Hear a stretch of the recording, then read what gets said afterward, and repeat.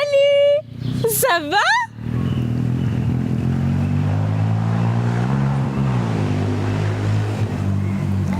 Oui? Et toi? Salut. Ça va? Non.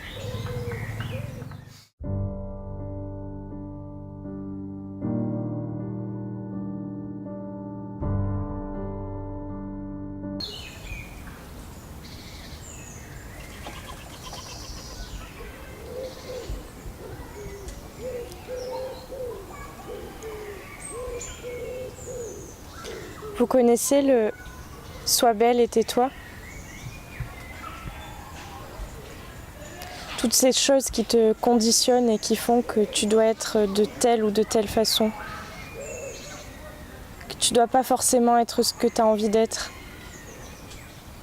mais que tu dois être ce que les autres ont envie que tu sois. Comme une influenceuse sur Instagram voudrait que tu te comportes ou voudrait que tu agisses face à ton problème, face à ton poids, face à la façon dont tu t'habilles, dont tu te maquilles. C'est le genre de choses qui devrait plus être.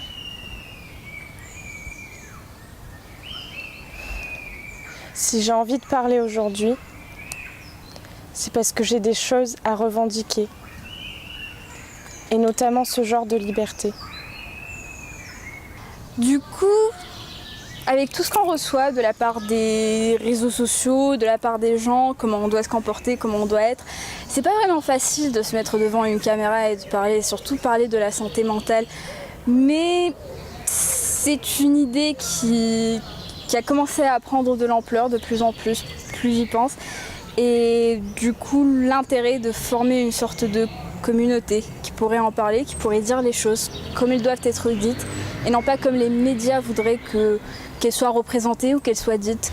Et je pense qu'il y a justement, peut-être parler de ça, essayer de remettre un peu les choses au point à ce niveau-là, parce que c'est des sujets qui sont graves et qu'on essaye un peu de montrer en mode mais non mais ça va, c'est pas très grave, ou chacun a ses problèmes, on a tous des problèmes. Oui, on a tous des problèmes, mais il y a des gens qui vivent pas forcément la chose comme facilement, et voilà, on a tous des difficultés, et il y en a qui les vivent mal, voilà, c'est tout. L'intérêt de faire cette vidéo est de dire les choses, de s'exprimer, et aussi de faire passer un message pour enlever, pour éradiquer tous ces stéréotypes, toutes ces idées reçues sur la santé mentale, et pour montrer à quel point c'est important d'en parler, parce que c'est en parlant, c'est en communiquant qu'on réussira à dépasser en fait tous ces petits troubles qui font qu'on reste dans notre coquille, enfermé.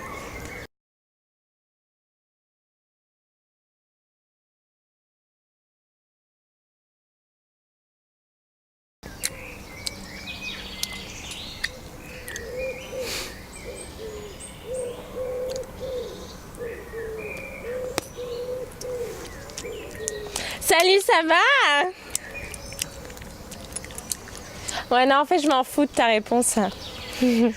Salut. Ça va? Salut. Ça va? Salut. Ça va? Salut.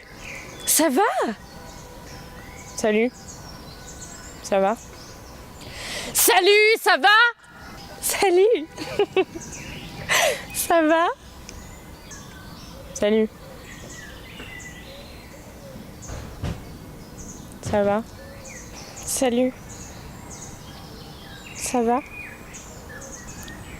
Salut. Ça va?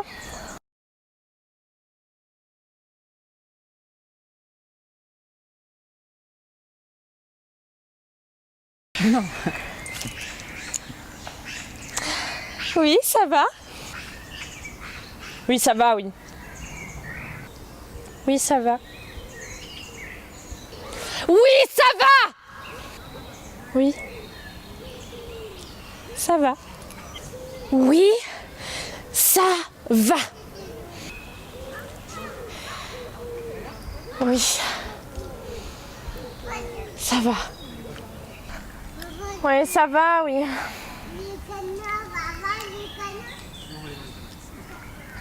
Ça va, je te dis. Lâche-moi maintenant.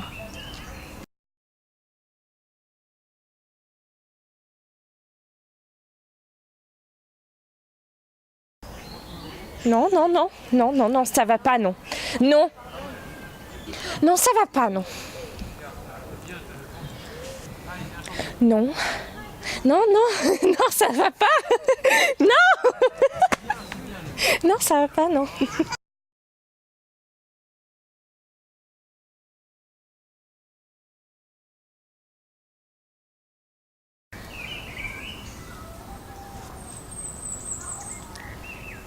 Je vais vous partager une théorie. Ma théorie, c'est que nos faiblesses sont nos plus grandes forces. Je sais que c'est paradoxal et contradictoire. Mais si je dis ça, c'est parce que je suis une personne sensible et émotive. Et quand je ressens quelque chose, c'est de façon peut-être exacerbée parfois, mais ce sera certainement pas amoindri. Les choses, je les ressens à 100%. Et si je suis triste, je dois pas avoir peur ou je dois pas avoir honte de cacher que je suis triste. Si j'ai envie de vous sourire, je le cacherai pas non plus. Si j'ai envie de crier, ben je crie. C'est comme ça, c'est... Je comprends pas pourquoi aujourd'hui on représente la force derrière une transparence, une impassivité et quelque chose qui fait qu'on n'a plus d'émotions et plus de sentiments. Je comprends pas en quoi ça fait de nous quelqu'un qui peut être fort. Après tout, un être humain c'est composé d'émotions et de sentiments, c'est comme ça que ça fonctionne. Si tu enlèves ça, c'est plus un être humain. Alors n'ayez pas peur. N'ayez pas peur de vous. N'ayez pas peur de ce que vous pouvez ressentir. N'ayez pas peur de ce que vous pouvez éprouver. Si c'est en vous, c'est parce que c'est en vous et que ça doit être là. Et que ça a sa raison d'être là. Donc cherchez pas à vous cacher ou vous donner une image de force. Parce que moi, c'est ça que je remets en question. C'est ce que vous appelez la force et ce que vous appelez la faiblesse. J'ai pensé vous parler d'une anecdote qui m'était venue en tête alors qu'on parle de santé mentale et de tout. C'est une anecdote qui se focalise sur comment les gens reçoivent cette idée que quelqu'un souffre de troubles mentaux dans leur environnement. J'étais avec des potes en soirée, et puis on parlait, et puis pour une fois que je me contentais pas de dire que ça allait quand on me demandait ce que ça va, est-ce que ta semaine a été, ce que ça a été.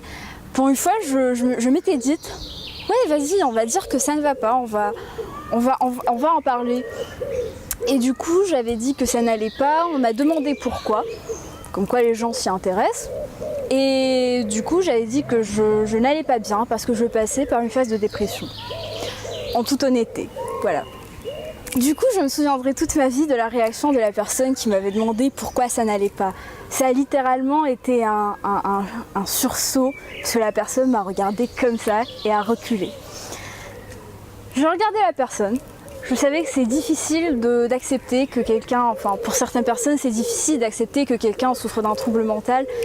Et la personne m'a dit, t'es sûre que tu voulais pas dire déprime? Parce que tu sais, il y a une grande différence entre dépression et déprime.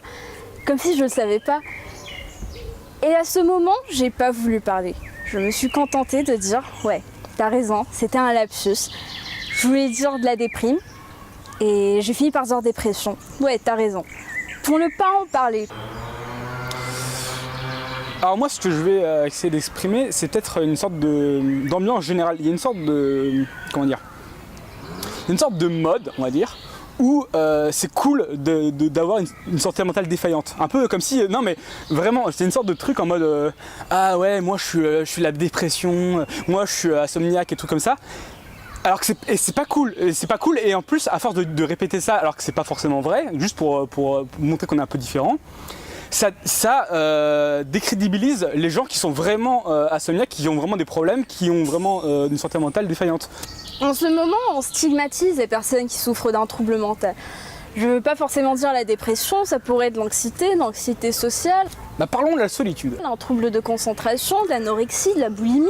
La solitude, c'est un truc qu'on ressent tous une fois dans sa vie, je pense, à un degré différent. Et c'est un truc qu'on peut ressentir sans être seul. Ah, c'est le paradoxe. Ça c'est vraiment... Il y a des gens... Et puis il y a des gens qui vont vivre leur solitude d'une bonne façon, ils vont réussir à bien le vivre, et des personnes à qui ne ça gêne pas d'être seuls. Et des gens qui justement ont besoin d'avoir tout le temps des gens avec qui être, toujours une sorte d'émulsion comme ça. Donc ça c'est le côté être seul ou être avec des gens. Mais je pense qu'on a même grâce à ça, on a toujours une solitude à un moment donné où on n'est pas en phase avec les autres. On a une sorte de décalage. Des troubles mentaux, il y en a beaucoup. C'est tout ce qui touche l'homme qui n'est pas traité par la médecine physique. C'est ça qui fait la différence. C'est pas de dire qu'une personne est folle ou que ça ne va pas bien dans sa tête. Parce que pour un truc comme l'anorexie ou la boulimie, certes, ça ne va pas bien dans la tête de la personne. Ça ne va pas aussi, ça ne va pas dans son corps. Et la solitude, c'est vraiment un truc qui peut te ronger de l'intérieur et vraiment te rendre fou en fait.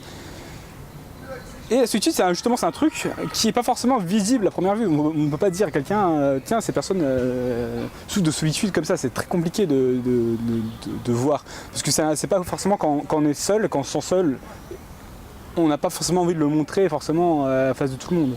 C'est quelque chose qu'on vit intérieurement avant tout, en fait.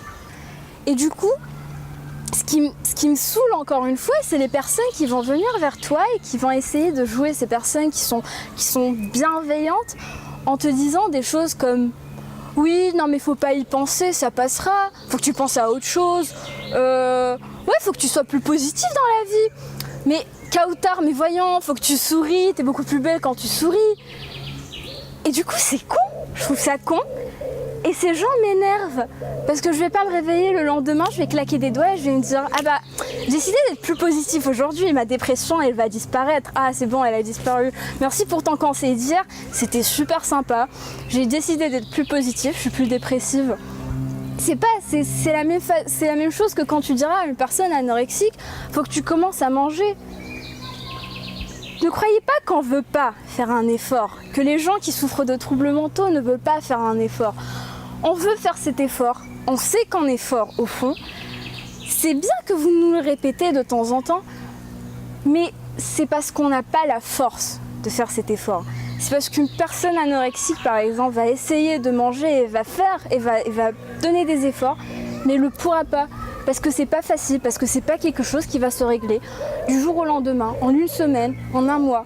C'est quelque chose qui demande de la patience. Et cette patience ne doit pas être concentrée que dans la personne, mais dans son entourage. Parce que c'est en étant patient avec ces gens-là, avec nous, que vous pourrez nous aider à avancer, à nous améliorer. C'est un chemin qui est parcouru petit à petit. Et on a besoin de vous pour le parcourir. Tout en ayant besoin de nous, tout en ayant besoin de temps.